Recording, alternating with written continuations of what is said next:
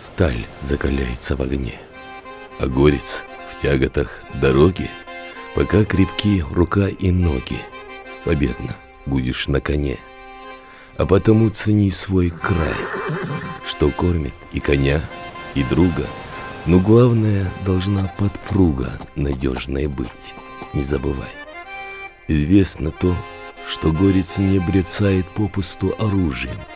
Чужой покой ему не нужен, своим доволен он вполне. Вовек опорою ему служили смелость, честь, отвага, себе и ближнему во благо.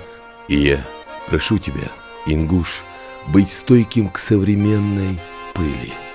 Живи, как предки нас учили, законов чести не нарушь, не принимая страх и ложь, и все, что подло и нечисто.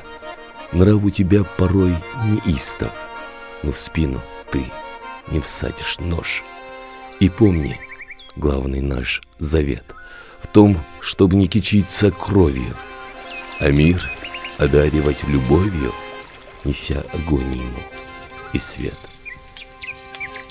Беречь очаг родной и мать, детей своих ценить, чтоб дети твоих детей, живя на свете, могли суть вещи распознать и греться не чужим теплом, а под своей родимой крышей, и за своим родным столом доволен, чтобы был Всевышний. Да не глазеть за океан, пусть будет все как встарь, по-горски. Нам не в пример чудак заморский, у нас своих адатов чан.